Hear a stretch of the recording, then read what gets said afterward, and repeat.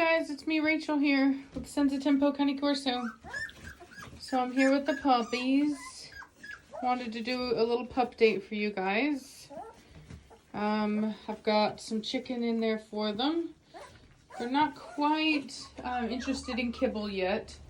Normally I switch them over from their mother to the kibble, as you guys have seen. Like I do a mash, a puppy mash, but unfortunately these guys have just been not interested at all in the kibble mash, and I really felt the need to get them onto another food source in combination with their mother because of the fact that there's so many of them. You know, Cashmere's had a hard time keeping up, and bottle feeding is just, oh my god, it's a job. And anyway, so it's better for them to actually start getting onto a real food source. So anyway, so just doing some raw feeding with them. I'm not just feeding them raw, so it's not like I'm in any way trying to insinuate that they are getting all of their nutrition from the meat that I'm giving them. It's absolutely not the case. They still need their mom. She's outside right now. Go to the bathroom. But in the meantime, supplementing them with this bit of raw diet that they are interested in has really been a lifesaver. And for anyone that's had to go through this, where you kind of need to supplement your puppies, and they're, you know, these guys turned 3 weeks old on Friday, and I did start it actually on Friday. So at 3 weeks of age, you can start to supplement with some raw. They took to that in a way that, like, they had zero interest in kibble. I don't care if I put formula in it. It did not matter what I did. They were 100% not interested in it. But whenever I started giving them the meat, they were 100% totally interested in it. They started eating it immediately. They knew exactly what it was, and it has made life, you know, 1,000 times easier. And so yeah, so that's what I do. I know. Yeah, so I did get another deposit for a female on this litter. And so I only have 2 females left. And then I wanted to say that, so I didn't speak about it right off because I wanted to be sensitive, but the woman who had second pick male on this litter, unfortunately her father passed away. He does live in another country, and she's from another country, and so she went home to help her family with that. So second pick male is available on this litter. So yeah, if you're interested, let me know. We have the big blue male here that's obviously a male. We have Formentino here. Hey, Sugars. That's a male. We have the black guy right there. I know. And then we have the big fawn over there, and then we have Mr. Red. So those are all the males. So for anybody that, I've had a lot of people contact me, and they're like, I want a black puppy, I want a blue puppy, la da da da da. If you're interested in a black or a blue puppy, I do have both in this litter. So if you got second pick male, you would be guaranteed at least one of those colors. Couldn't guarantee a black because I only have one black one. Couldn't guarantee a blue because I only have one blue one.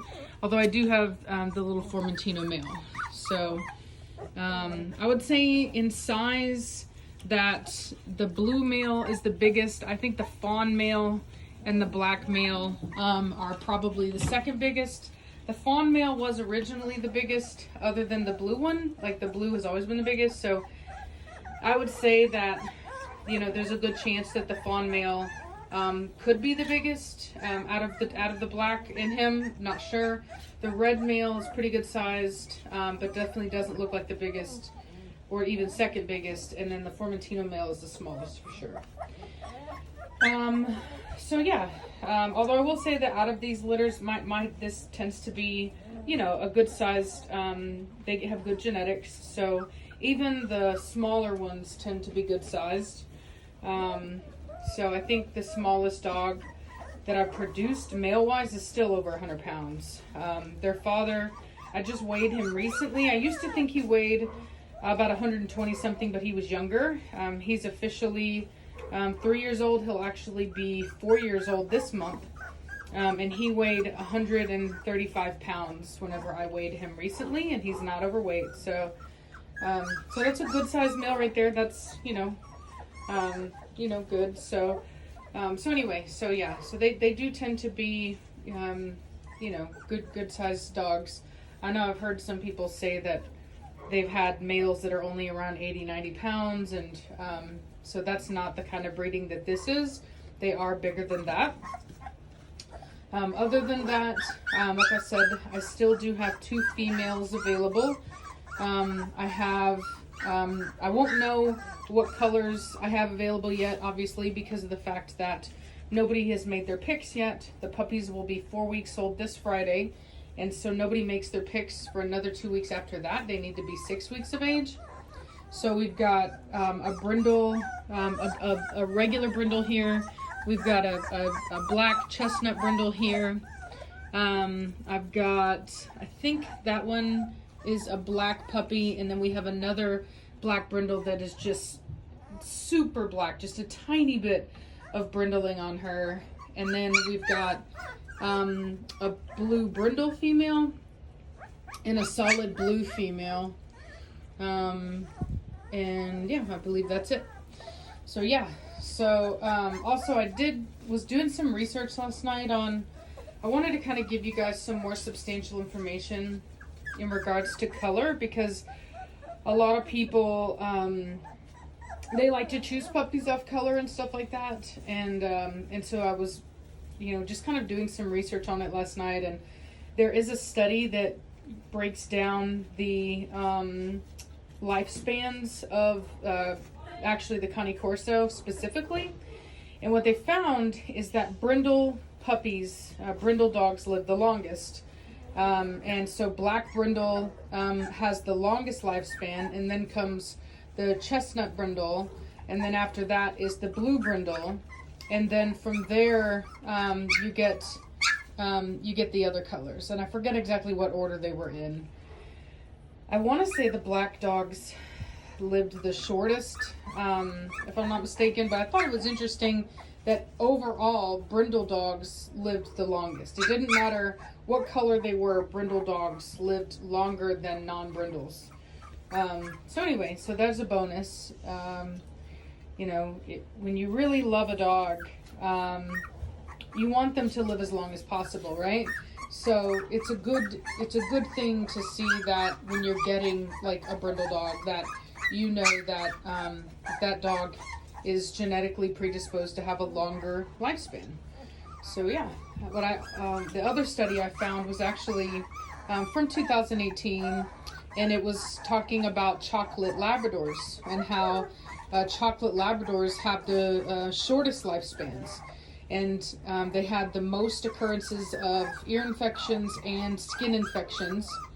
And what they were saying was that it's because of people that breed for color. There's nothing inherently wrong with the chocolate gene, it's basically a dilute gene. And so it is a recessive gene, just like it is with the blue dogs. And what they were showing is that when you consistently breed recessive genes to recessive genes, you end up with health issues, and you end up with a smaller gene pool.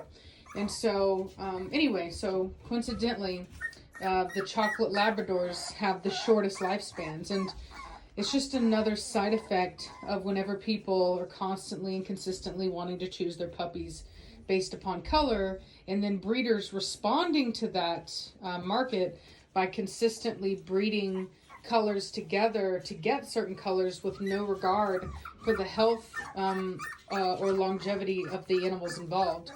So it's really important to kind of take yourself out of that, because unfortunately it's almost like I talked about it, and then I've had a bunch of people who have come to me and they're looking for specific colors, and it's weird to me because I've spoken out against it, and all of a sudden I feel like I'm even getting an increase in it, but I guess that's kind of like the law of attraction.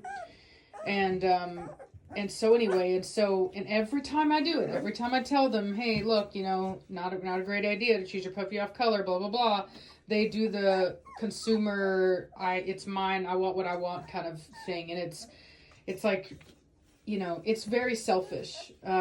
It's extremely selfish. It's like saying that you would only date one color of person, or, you know, like not just a race, right? But even if you were to say, oh, I only date blondes, you know what I mean?